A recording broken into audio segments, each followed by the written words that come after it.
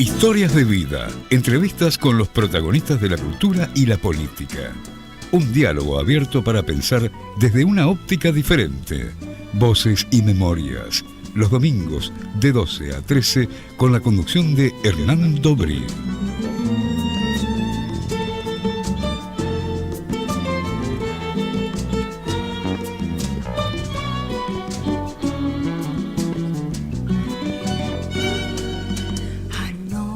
Buen mediodía de domingo, bienvenidos a una nueva emisión de Voces y Memorias. En esta oportunidad nos acompaña un personaje muy especial que está de visita en Buenos Aires.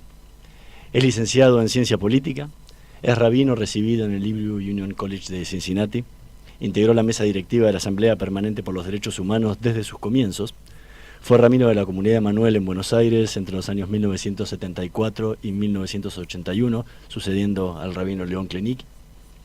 Fue rabino de la Asociación Religiosa de Río de Janeiro en dos oportunidades, entre 1972 y 74, y 1981 y 1991, desde donde se sumó como rabino al Templo de Isaías de Lafayette en California, donde se jubiló recientemente en 2016 y donde reside actualmente. Aparte es miembro del North American Council of World Union Progressive Judaism. Hoy nos acompaña en este mediodía de domingo el rabino Roberto Eretz. Muy bienvenido a nuestro programa. Gracias por aceptar la invitación. Gracias por recibirme. ¿Se jubila un rabino? ¿O ser rabino hasta el último día? Mira, es una pregunta interesante. ¿Se jubila un rabino? No, un rabino sigue siendo rabino. Un rabino se jubila del trabajo pago. Es decir, desde que me jubilé hace un poco más de un año, hago más o menos 5 meses por año de trabajo voluntario en comunidades aquí en Buenos Aires y en Brasil y en Puerto Rico, donde aprovechan que hablo español y portugués. Y inicié en la congregación de la cual me jubilé, de donde soy rabino emérito. Inicié un trabajo que se llama Wise Aging, que es un programa para ayudar a las personas que están aproximándose a la jubilación, a aprender a cómo vivir más plenamente una vez jubilados y no sentir abandonados por su trabajo. Cuando no estoy haciendo nada de eso, me siento todavía un año después bastante desorientado. ¿Por qué? Porque te falta el trabajo del día a día. Claro, me falta el trabajo del día a día Sí, es decir, todavía no encontré una rutina cuando no estoy trabajando. La única diferencia es que ahora no me pagan. ¿Y por qué decidiste ser rabino? Porque habías ido a Estados Unidos a estudiar ciencia política. No, fui a Estados Unidos a estudiar para el rabinato, pero el rabinato requería una licenciatura. La licenciatura, previa. Sí. Y tenía la oportunidad de hacer un programa conjunto entre el Hebrew Union College y la universidad, lo que al final me ahorraría un año del seminario rabínico. Okay. Y eso fue lo que me llevó a irme después del secundario aquí. ¿Por qué venías de una familia de inmigrantes alemanes? Uh-huh. ¿Por qué ni tu padre era rabino? No. ¿Dónde fue la idea de...? Difícil, es decir, yo crecí con mucha música. Y en una época hasta quería ser director de orquesta. Y un día mi papá me dice, bueno, si vas a ser director de orquesta vas a tener que ser entre los 10 mejores del mundo o te vas a morir de hambre. Entonces dije, no, demasiado arriesgado.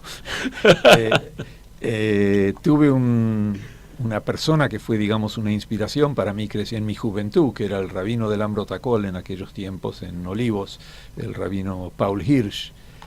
Que no era rabino, que nunca se recibió, se escapó de Alemania como seminarista, pasó unos años en Bolivia, después vino a Argentina y tenía una gran atracción, era un autodidacta, era carismático, fue el que primero trajo los campamentos juveniles a Buenos Aires, mucho antes de que Marshall Mayer llegara. Y yo crecí con él y esa era una imagen fuerte que yo tenía. Y en el rabinato encontré, digamos, una combinación de todas aquellas cosas que me gustaban hacer, que era estudiar judaísmo, hacer trabajo pastoral y estar un poco en el escenario, a la vista de todos. Todo eso se combinaba un poco en el rabinato. ¿Y en qué momento fue que dijiste, bueno, voy a ser rabino? Y aparte, estudiar ciencia política, cosa que no va muy de la mano. Van muy de la mano si entendés que un rabino moderno tiene que tener una formación humanista. En eso sí, pero digo, hay carreras humanistas mucho más cercanas al rabinato, por decir alguna, filosofía. Y mira, ciencias políticas tiene mucha filosofía, pero ciencias políticas te lleva más a lo que es actual, y cómo aplicarlo más actual, que para mí era siempre importante en términos transaccionales con el rabinato. Pero lo que me llevó, yo decidí que quería ser rabino a los 14 años. Vino alguien del Hebrew Union College en esa época a entrevistarlo a León Klenicki, que era el director de la biblioteca de hebraica en esos entonces, y que después se fue a Estados Unidos a estudiar para rabino ya como grande. Y yo hice una cita para encontrarme con él en el Claridge. Él estaba quedándose en el Claridge. Fui con mi mamá, yo de pantalones cortos todavía, y él me dijo, llamame en 4 años. Tuvimos una linda conversación, me dijo, llamame en 4 años. Y en 4 años lo llamé. Y quiere decir, yo ya sabía lo que quería hacer y fui a Estados Unidos con esa intención. Mi intención era siempre volver a América Latina, no quedarme en Estados Unidos. Las circunstancias después me llevaron a que vine a América Latina, serví aquí durante 20 años y después me volví a Estados Unidos. Y al final terminaste reemplazándolo al propio Klenicki. Después terminé reemplazando al propio Klenicki, que dejó Emanuel para ir a Nueva York a ser el director de asuntos interreligiosos en la ADL. ¿Cuál es la función de un rabino?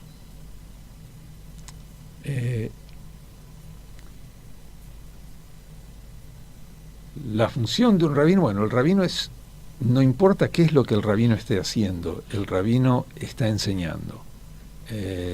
Enseña por medio de la palabra, pero mucho más por medio de sus acciones, de su ejemplo, de su modelo. Es el heredero de los textos que tienen que ser traducidos e interpretados para el momento y la comunidad en la que el rabino vive. Es decir, es el que empuja al judío a esforzarse más a saber y a hacer, a saber, sentir y hacer. ¿Y qué diferencia hay entre ser rabino? Porque decías, lo tiene que adaptar a la comunidad en la que vive. ¿Qué diferencia hay entre haber sido rabino en Argentina, en Brasil y en Lafayette, en California, en Estados Unidos? Son diferencias grandes y que no se han achicado con el tiempo. Yo en alguna época pensé que se achicarían con el tiempo. Primero, en Argentina el rabino es el colmo, él hace todo en la vida comunitaria. Cuando está en la vida comunitaria él hace todo, no tiene el apoyo que tiene un rabino en Estados Unidos. Y en ese de hacer todo, en una comunidad moderna, el rabino tiene una obligación muy grande para la sociedad que lo rodea. Entonces no se limita su trabajo al de la congregación, al de la comunidad, no se puede limitar, tiene que estar inserido en la realidad que le toca vivir. En Brasil me encontré con un poco más de organización, era una congregación más grande, más establecida, donde tenía algún tipo de apoyo administrativo detrás, que aquí no había. Y en Estados Unidos la vida sinagogal es central a la existencia del pueblo judío. Es decir, Estados Unidos de alguna manera es a Israel lo que Babilonia era, lo que Babel era a Jerusalén en tiempos antiguos. Y ahí la sinagoga es esencial. Sin la sinagoga no funcionan las federaciones, no funcionan los Jewish Community Centers, no hay, todo se centra alrededor de la sinagoga y parte de la sinagoga. Y la sinagoga está organizada a través de fuertes movimientos con gran sustento administrativo, de apoyo, etcétera, etcétera, donde podés dedicarte más a la cuestión de enseñar y modelar. En Argentina te tocó ser una figura central en lo que fue el tema de derechos humanos durante la última dictadura. En Brasil trabajaste muy fuertemente en el tema dentro de las favelas, con, o sea, mucha cercanía en lo que tenían que ver con temas de derechos humanos. ¿Cuál fue esta función en Estados Unidos? Donde esas diferencias, esas necesidades no son tan grandes como en los dos países de América Latina donde te tocó trabajar. Lamentablemente no es así. hay diferencias enormes, y en los 25 años que estuve en mi congregación pude ser testigo de cómo las cosas empeoraron y cómo el 1% domina mucho más al 99%, y cómo la pobreza se extendió en Estados Unidos, el problema de habitación se extendió en Estados Unidos. Entonces, dos cosas que hice que podrían compararse con mi tarea en Argentina o en Brasil. Fui muy activo en el condado donde estaba mi sinagoga en cuestiones de moradía, tanto en intervención, en tratar de influenciar decisiones políticas para que sean apropiados presupuestos para eso, como directamente fui partícipe en la formación de una coalición de sinagogas e iglesias que empezaron a comprar moradías y a hacerlas disponibles para gente que venía sin casa.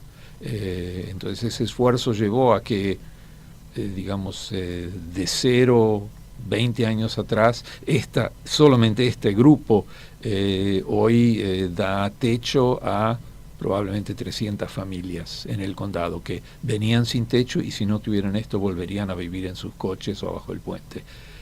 La otra cosa en la que participé, que considero que es parecida de alguna manera, es en la cuestión de derechos humanos en Israel, es decir, de llevar conciencia a mi comunidad y a las comunidades que quisieran escuchar el trabajo de la organización que se llama Rabbis for Human Rights, que es una tenúa en Israel formada por rabinos de todas las corrientes que tratan de accionar en relación a problemas palestinos, problemas con beduinos, problemas con inmigrantes, problemas con prostitutas, etcétera, y cómo el Estado trata con ellos. ¿Y estas funciones eran comprometidas y apoyadas en tu comunidad en Estados Unidos? Porque muchas veces en las otras comunidades donde las tocó actuar era muchas veces más una decisión personal que el apoyo que tenías de tus comunidades. ¿Cómo fue en Estados Unidos esto? Para la cuestión de habitación, la comunidad me apoyó, sin duda me dio apoyo en todo sentido, y hay muchos miembros de mi comunidad que se sumaron al esfuerzo como voluntarios en ese trabajo. En la cuestión de Israel, como todo que tiene que ver con Israel, la comunidad judía está muy dividida entre my country, right or wrong, en mi país no importa, no puede hacer el mal, o aquellos que quieren tener una relación de amor con Israel, el Estado, y la idea de un Estado judío, y al mismo tiempo quieren respetar el derecho de ser críticos de actitudes particulares de gobiernos particulares. Y ahí había una división, y si yo hablaba sobre eso en la congregación, en general, lo difícil era entablar un diálogo en que pudiésemos entendernos y aproximarnos, y no dividirnos más. ¿Y lo lograste? A veces sí, a veces no. Estamos conversando con el rabino Roberto Gretz. Vamos a escuchar un tema. Vamos a escuchar justamente, ahora que estamos hablando de Israel y del entendimiento dentro de los diferentes temas, muchos que ver con derechos humanos. Es casi un himno los derechos humanos que escribió David Brosa hace ya unos cuantos años, que se llama Yetov.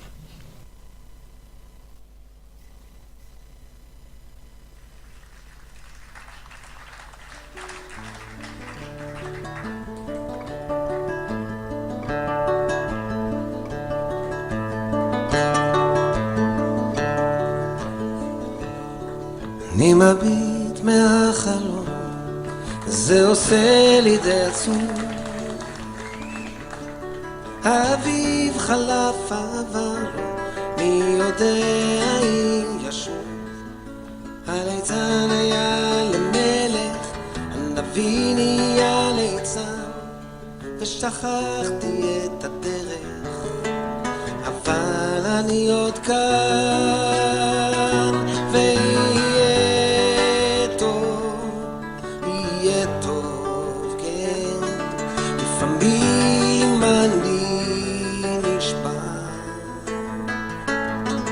אז הלילה, הלילה, איתך אני נשאר.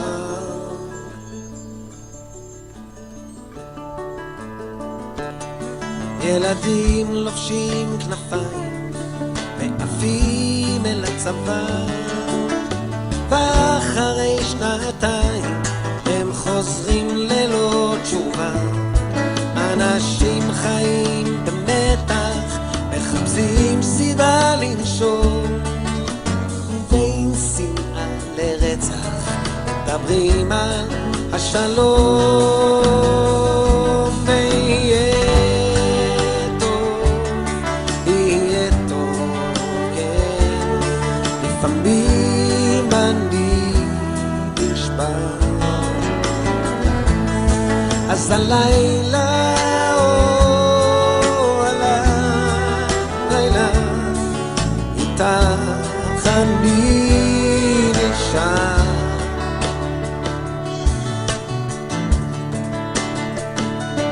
שם למעלה בשמיים עננים לומדים לעוף, ואני מביט למעלה ורואה מטוס חטוף, ממשלה של גנרלים מחלקת את הנוף לשלהם ולשלנו, ולא רואים את הסוף.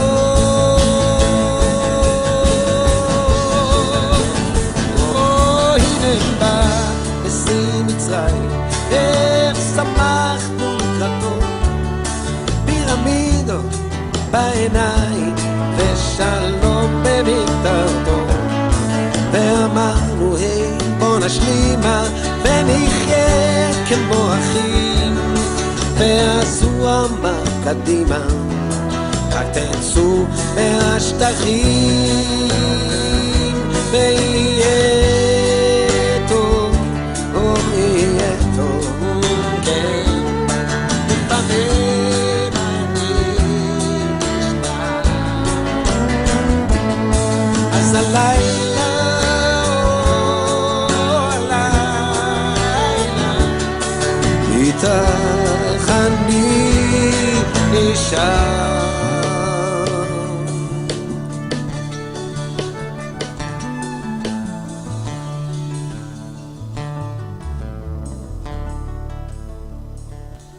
עוד נלמד לחיות ביחד.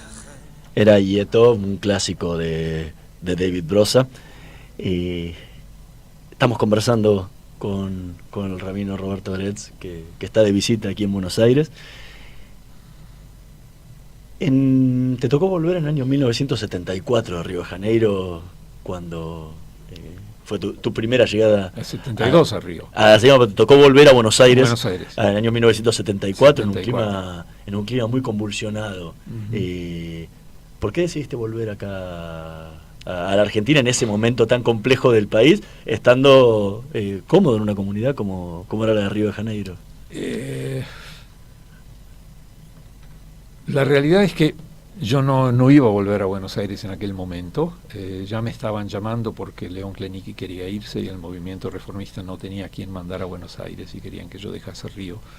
Y yo decía no, estaba contento trabajando en el gran rabino Lemle de Río, en la comunidad, etcétera. Pero falleció mi papá. Aún así yo hubiera dicho no, pero hubo una presión emocional muy grande del movimiento en ese momento y mi mamá precisaba un poco más de apoyo. Y entonces me dejé vencer y dije que sí, y vine para Argentina, pero no vine directo a Argentina. Yo de Río, cuando terminé mi actuación en Río, iba a un congreso en Jerusalén, iba a pasar por Londres, y cuando aterrizó el avión en Londres me enteré que murió Juan Perón, era el día que murió, y ahí me agarré la cabeza y dije, ¿a dónde voy a volver ahora?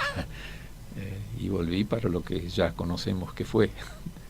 ¿Y cómo fueron esos años? Porque venías de Río, que si bien Brasil estaba en una dictadura ya hacía 8 años, el clima en Buenos Aires era convulsionado. ¿Cómo era ser rabino en ese momento?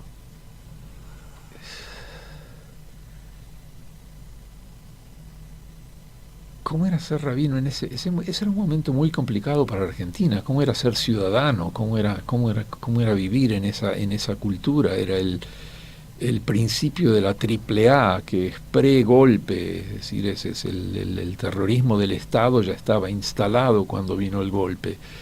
Entonces era la cuestión de la incerteza, la cuestión de no sabes a dónde va a llegar. Había aquellos que estaban rezando por un golpe que era la única manera y había otros que decían un golpe va a ser peor de lo que tenemos ahora. Y cómo te posicionás, principalmente. Yo volví a Argentina después de 10 años de estar afuera. Había que primero agarrar contacto con la realidad. Yo tenía un muy buen amigo mío que era periodista en La Opinión, Heriberto Kahn, que falleció muy temprano, pero muy joven, pero Heriberto fue el quien denunció la AAA, y es decir, fue quien me fue trayendo al par de lo que estaba aconteciendo aquí, de cómo había que reaccionar. Fue un momento difícil en términos de la comunidad. Yo creo que la comunidad ni se preocupaba con esas cosas, Emanuel, o las comunidades en general estaban en otra, estaban en la crisis judía de educación, de crecimiento propio, no estaban involucrados en los procesos que estaban pasando en el país, no eran sus hijos que estaban desapareciendo en ese momento, era una realidad diferente. Pero era difícil, fue difícil desde entrada. Apenas empezaba la dictadura te invitaron a formar parte de la Asamblea Permanente por los Derechos Humanos. ¿Por qué aceptaste? O sea, ¿qué te movió a aceptar esa invitación? A sabiendas de los momentos difíciles que estaban en el país, ¿no? Si bien todavía no se sabía lo que iba a ser la dictadura. Yo estaba buscando dónde inserirme, dónde podría tener voz sin jugarme políticamente. ¿Y qué quiero decir con eso? Las organizaciones de derechos humanos que existían, que eran la Liga y había otra más, estaban muy identificadas partidariamente. Y la Asamblea Permanente fue creada como una alianza de representantes de partidos políticos y religiosos.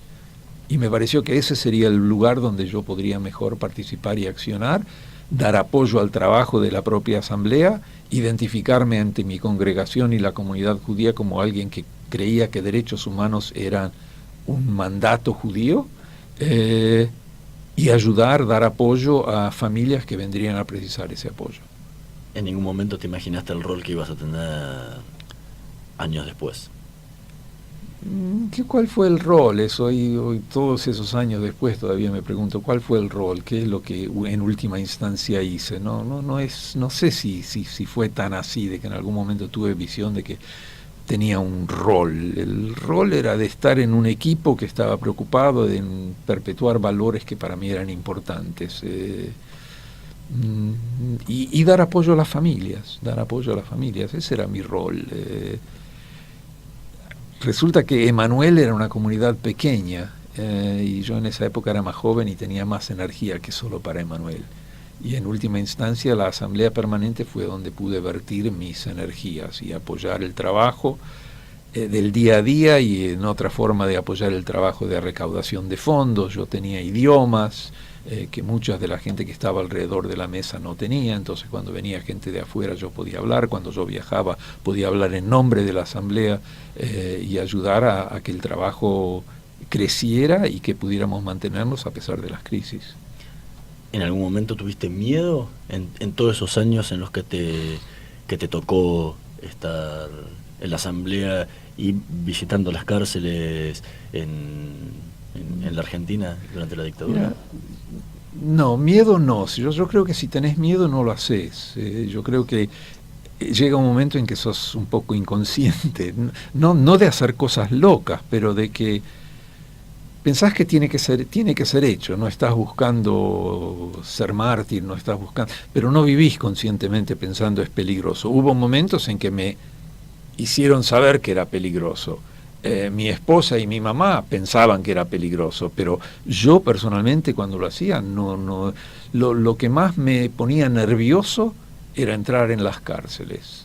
Lo que más me ponía nervioso cuando lo visitaba a Jacobo Timerman en su departamento era pasar por toda esa policía que estaba abajo, que estaba arriba, que le invadía el departamento. Eso me ponía nervioso. No me daba miedo, pero me ponía incómodo, porque nunca sabías qué es lo que iba a esperar, cómo te iban a recibir. Pero miedo, como miedo, no. Los nervios en la cárcel era por lo mismo. Y sí, los miedos te vas hasta La Plata para entrar en la cárcel y no sabes si te van a dejar entrar. no sabes cómo te van a revisar, no sabes si llevas una Agadá, si te van a acusar de estar haciendo propaganda política en idiomas extraños. Entonces no sabes nunca cuál va a ser el trato, no sabes nunca lo que esperar. Entonces ir a esas cosas era un poco más nervioso, pero no era de miedo, era simplemente de incómodo. Vamos a ir a una pequeña pausa y vamos a seguir conversando con el rabino Roberto Oretz. Ya volvemos.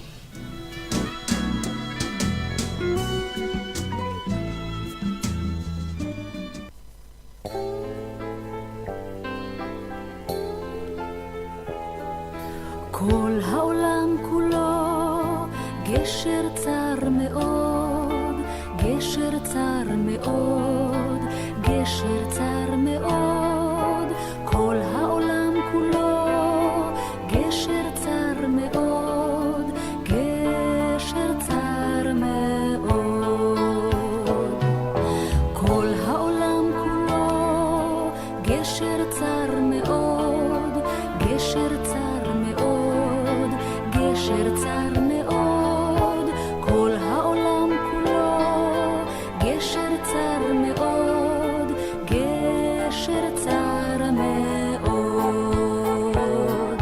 והעיקר, והעיקר, לא לפחד, לא לפחד כלל. והעיקר, והעיקר, לא לפחד כלל. והעיקר, והעיקר, לא לפחד, לא לפחד כלל. והעיקר, והעיקר, לא לפחד כלל. כל העולם כולו גשר צר מאוד, גשר צר מאוד, גשר צר מאוד. כל העולם כולו גשר צר מאוד, גשר צר מאוד. והעיקר, והעיקר, לא לפחד, לא לפחד כלל. והעיקר, והעיקר, לא לפחד כלל. והעיקר, והעיקר, לא לפחד, לא לפחד כלל. והעיקר, והעיקר, לא לפחד כלל.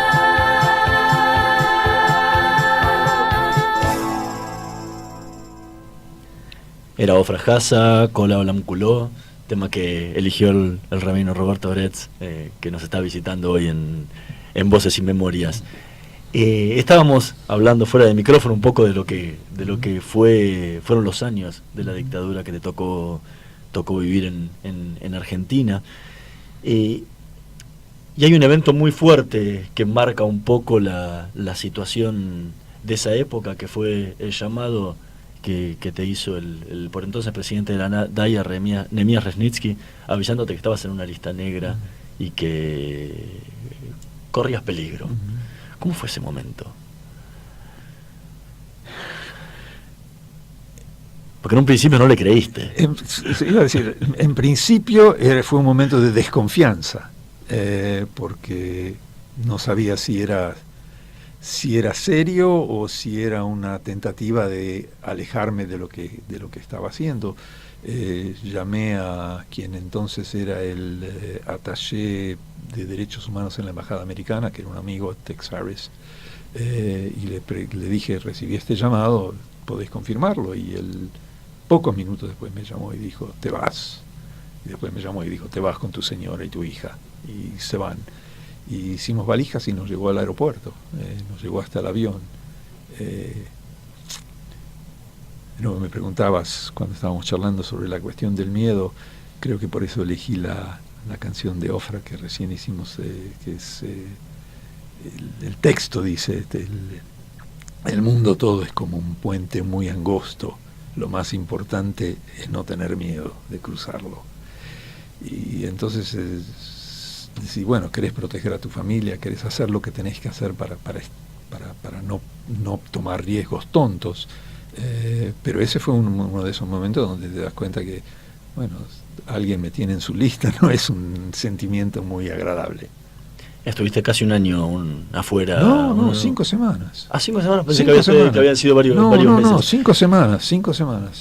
¿Por qué volviste? Porque en 5 semanas el peligro no se va.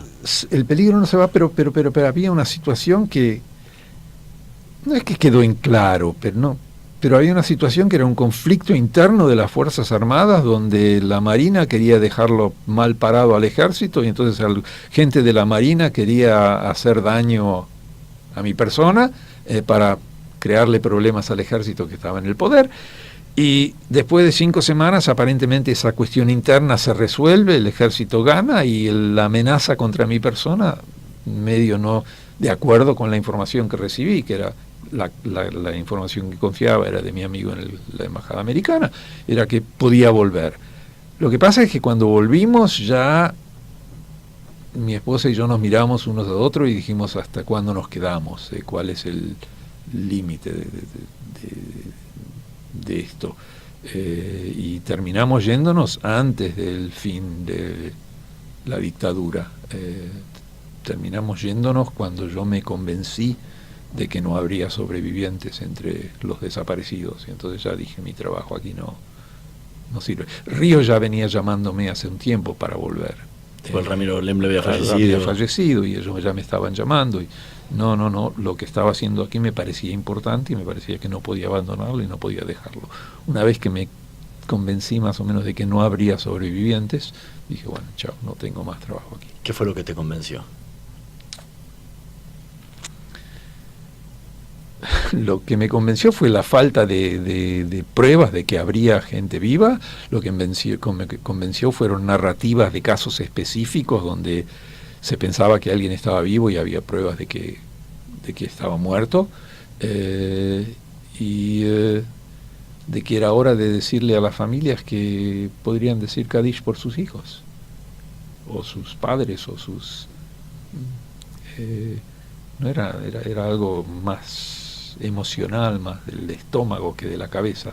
Me decían, no, aquí no hay, esto no sale, no termina, y nos fuimos. Pero esa decisión de decirle a sus familias que sus seres queridos no estaban vivos, también era un golpe muy duro para las esperanzas que tenían muchísimas de esas familias. Yo se lo dije solo a aquellas familias donde tenía algún tipo de constancia por declaraciones internas, por cosas de gente que salió del círculo de los desaparecidos y aparecen en España o en Inglaterra y hacen declaraciones con quién estuvieron, qué pasó, hay nombres. Eso era parte del trabajo que hacíamos a través de la Asamblea Permanente. Y entonces sí me sentía en la obligación de llamar a los padres a los que estaba aconsejando, decirles, esto es lo que aprendí, esto es lo que sé, y creo que ahora tenés que decir Kadish. Nunca lo hice como una cosa general. Las familias que actuaban, por ejemplo, entre las madres de Plaza de Mayo, lo comentaban con las madres de Plaza de Mayo, que fue también uno de los datos que me dijo, tenés que irte, no tenés más nada que hacer aquí, y las madres vinieron a protestarme de que yo les estaba sacando la esperanza, diciendo que estaban muertos. Y yo digo, no, yo solo hablo de aquellos que me consta, por pruebas que tengo que creer, de que no hay vida.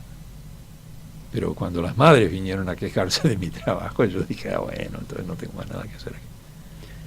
¿Y cómo tomaba la comunidad tu trabajo? La comunidad, estoy hablando de Manuel, ¿no? ¿Cómo tomaba tu propia comunidad? Porque en el caso de Marshall Meyer muchas veces era incomprendido, ¿no? en Betel, y muchos se oponían a que expusiera a la propia comunidad con su trabajo, más allá de que lo hacía en nombre propio como rabino. ¿Cómo fue tu caso, que trabajaste par a par con él? Mira, en mi comunidad había gente que callada me apoyaba. Había muchos que no querían que yo trabajase en eso, y más que no trabajase en eso, no querían que predicase sobre eso. Es decir, yo me recuerdo de casos de gente que durante mis prédicas se levantaban y se iban. Si yo estaba hablando de derechos humanos, de cosas que había aprendido, salían de la sinagoga. Y esa misma gente que me recriminaba de que estoy defendiendo a los comunistas o no sé qué, no sé cuánto. Años después vinían y me decían, bueno, pero si vos sabías tanto y estabas tan activo, ¿cómo es que no nos hablabas sobre eso? Y porque no es nadie es más sordo que el que no puede escuchar. Y no es como crítica, es una actitud humana, es decir, si tenés esos miedos no podés lidar con eso. Para mí uno de los Shabbatot más memorables en mis años en Argentina y en los años de la represión fue un Shabbat donde por coincidencia Elie Wiesel estaba hablando en Bethel, donde Marshall, y en Emanuel estaba Merritt Corrigan, que había ganado el Premio Nobel de la Paz, y que vino aquí como invitada de Adolfo Pérez Esquivel.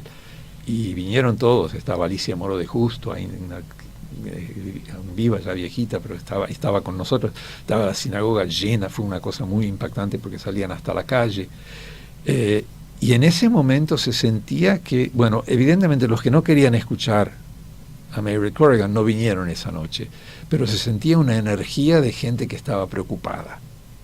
Y se sentía la presencia de la juventud de Manuel que estaba agarrada con el tema, que quería saber más y participar más. Y eso fue un fin de semana muy fuerte. Yo diría, en términos de la comunidad judía y derechos humanos, ese fue el fin de semana.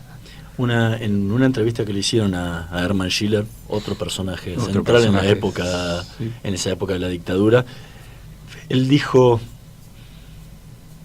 no sé si volvería a hacer lo que hice en esos años. Dice, porque lo único que me tocó fue perder. Perdí amigos, perdí familia, perdí todo. Lo único que fue para mí la dictadura fueron pérdidas. Uh-huh. ¿Cómo fue para vos esos años? ¿Dónde te tuviste que ir, aparte de Argentina? ¿O te terminaste yendo del país? Me terminé yendo, es decir, no me tuve, existe esa versión de que me tuve que ir. No me tuve que ir, me fui porque decidí que me quería, que había llegado la hora de irme. No sé si lo tendría que hacer de nuevo. Vivís tus circunstancias, vivís tu momento, vivís... ¿Lo haría de nuevo? ¿Tengo la energía para hacerlo con 70 y tantos años? No sé. No te preguntaba tanto si lo harías de vuelta, sino que para él la dictadura fue una sensación de pérdidas, uh-huh, de perder en todo. ¿Cómo fue para vos esa época? No, yo no creo que fue de pérdida, de toda pérdida. Fue una época de mucha tristeza. Fue una época de mucha tristeza. Fue una época en la que, aparte de lo familiar, faltaban alegrías, yo no podía disfrutar sabiendo lo que estaba sabiendo y sabiendo lo que estaba pasando. Entonces, en ese sentido, fueron años más tristes de los que en realidad uno quiere para su vida. Pero no fueron, yo no podría decir que fueron de pérdida, sino que fueron un gran aprendizado. Me llevaron a conocer gente de mucho coraje de todos los ámbitos diferentes de vida, a trabajar con gente muy sufrida, porque muchos alrededor de la mesa de la Asamblea Permanente tenían seres queridos que estaban entre los desaparecidos. En ese sentido fue enriquecedor, pero es una riqueza que no buscas, es una riqueza que podés vivir sin ella. Vamos a escuchar el último tema que eligió el rabino Roberto Gretz para esta tarde, Ose Shalom, en la versión de la sinagoga Nabateila.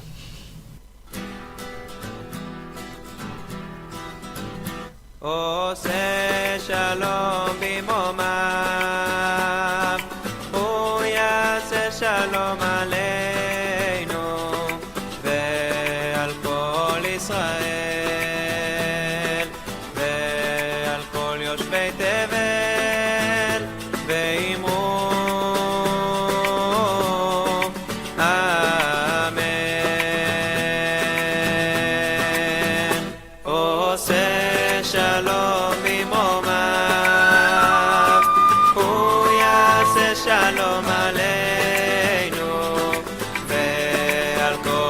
Israel, ועל כל יושבי תבל,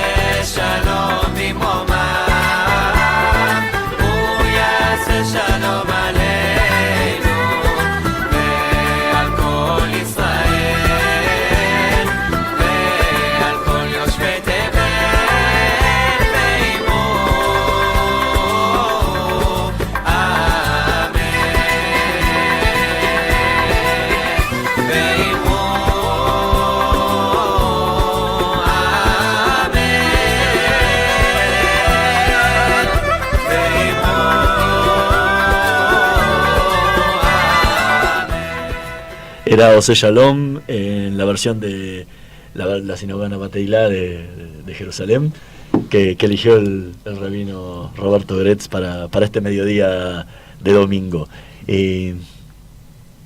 Estuvimos hablando hasta ahora de lo que había sido tu vida durante la dictadura en Argentina y el rol que te tocó cumplir. ¿Cómo fue el cambio cuando te tocó volver a Río de Janeiro con una realidad? Si bien Brasil vivía una dictadura en su país muy diferente a la que vivía la Argentina, ¿cómo fue esa vuelta y adaptarse a una realidad tan diferente? Bueno, yo ya había estado, no era que iba a lo desconocido. Mi esposa era de Río, es de Río. Teníamos familia, teníamos amigos ya. La integración a la comunidad fue fácil porque me conocían y fueron ellos que me llamaron para volver. Pero habían pasado 7 años. Habían pasado 7 años. El trabajo fue 8, ¿no? 8.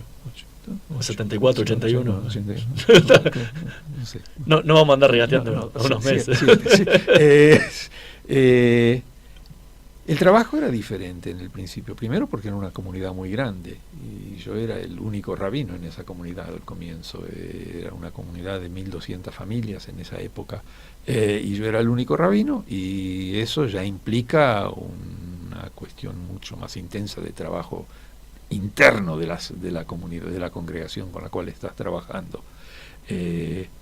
La congregación se mantenía en gran parte en esa época a través de ceremonias de bar mitzvah todavía no, eso lo cambiamos después, pero de bar mitzvah y casamientos. Yo hacía 100 casamientos por año, porque eran una fuente de ingresos para la comunidad. Entonces eso era un trabajo muy diferente del que había realizado en Emanuel. Sí, que venías en ese momento Emanuel era una comunidad chiquitita. El otro gran desafío era que Emanuel fue creada y era una comunidad reformista. La área en Río se llamaba liberal, pero en realidad la liturgia era una liturgia muy, muy conservadora, donde los hombres y las mujeres todavía estaban sentados separados en la sinagoga, donde la mujer no leía de la Torá, y esos eran cambios que para mí eran fundamentales e importantes, y yo sabía que no podían ser inmediatos, que había que trabajarlos. Entonces eso fue un trabajo intenso, de traer a la congregación a ser integrante de un movimiento en que el rabino no sería el corbán, el sacrificio de la comunidad para la actividad religiosa. Es decir, para eso el rabino mantiene kasher, el rabino mantiene Shabbat, y nosotros podemos hacer lo que queremos. Debería haber una coordinación mejor entre lo que el rabino pensaba y hacía con lo que la comunidad pensaba y hacía. Y eso fue trabajo de 10 años. Y aparte, hiciste un trabajo muy fuerte en lo que tiene que ver con las favelas, que es una realidad que Río la vive día a día. En la época no era directamente un trabajo con las favelas, porque lo que yo estaba trabajando particularmente era lo que llamaban los meninos de rúa, los chicos que vivían en la calle, los sin techo. Y no volvían a la favela por motivos X, porque eran maltratados o porque eran explorados o por cualquier... eran miles y miles y miles y miles de chicos que vivían en las calles y que había que apoyarlos y ayudarlos. Ese era el trabajo que yo hacía, principalmente junto a ciertas instancias de la Iglesia Católica en esa época. ¿Y cómo tomaba eso tu comunidad? Mira, lo lindo de eso fue que con el tiempo lo abrazó, y lo abrazó inclusive más intensamente después de que yo me fui. Es decir, ¿por qué? Creo que porque el rabino que ocupó el puesto después que yo me fui no estaba tan interesado en ese tema, pero ellos lo habían descubierto y querían llevarlo adelante. Entonces lo asumieron mucho más y siguieron trabajando en eso. Y la cuestión de Tikkun Olam y de estar inseridos en la sociedad exterior y de ayudar a la sociedad exterior fue algo que se transformó en algo permanente en esa congregación. Recién hablabas de que trabajaste muy cercanamente con la Iglesia Católica, y lo volviste a repetir antes cuando hablabas de tu trabajo en los Estados Unidos. Acá en Argentina también trabajaste mucho en lo que fue el diálogo interreligioso, que hoy es mucho más público y es mucho más conocido. ¿Cómo era el trabajo del diálogo interreligioso, tanto en Brasil y en Argentina, en esas décadas donde era una cuestión tan tradicional? Yo creo que había foros para el diálogo interreligioso. Lo que faltaba era los proyectos comunes.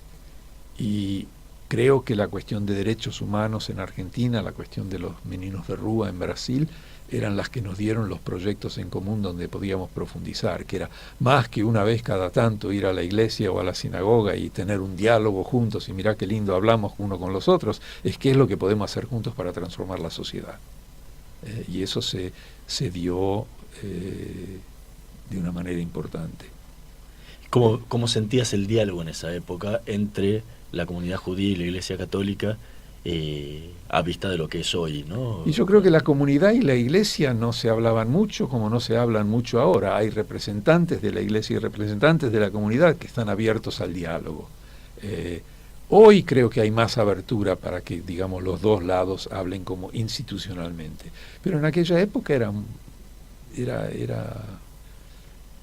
individual, es decir, yo lo aprendí, la primera visión que tenía eso era del rabino Paul Hirsch en Lambrotacol, que tenía un diálogo con el padre Poli de la iglesia a 5 cuadras, y fueron íntimos amigos, y cuando Paul Hirsch estaba muriendo, el que estaba al lado de él fue el padre Poli, porque desarrollaron una amistad tan profunda, pero no había un accionar juntos todavía en esa época. ¿Y en tu caso con quién era la contraparte, acá en Argentina?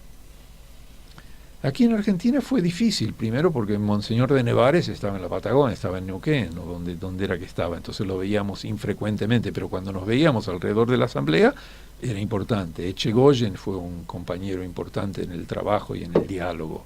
El padre Justosi, que también actuó en la asamblea hasta que los superiores lo mandaron a Jujuy, o no sé a dónde, para que no, que era el problema de la iglesia en ese momento en Argentina, que no dejaban que gente de la iglesia participase en derechos humanos, estaban demasiado identificados con el régimen o asustados por el régimen, que no querían participación. Entonces, cada vez que un padre se acercaba al trabajo de la asamblea, la iglesia cuidaba de mandarlo lejos. O sea, tenía que ver más con una cuestión de lo que los unía en ese momento, que era el tema de derechos humanos, que una cuestión de entendimiento entre las dos religiones.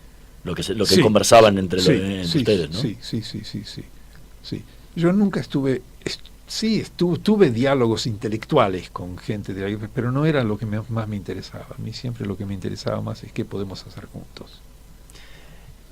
Nos visitó hoy el rabino Roberto Gretz, le agradecemos muchísimo por haber estado hoy en Voces y Memorias y haber compartido esta tarde con nosotros. Gracias por tenerme. Bueno, nosotros nos vemos la próxima semana en otra edición de Voces y Memorias, en la operación Jonathan Sindel. Buen mediodía de domingo y nos reencontramos la próxima semana. Chao.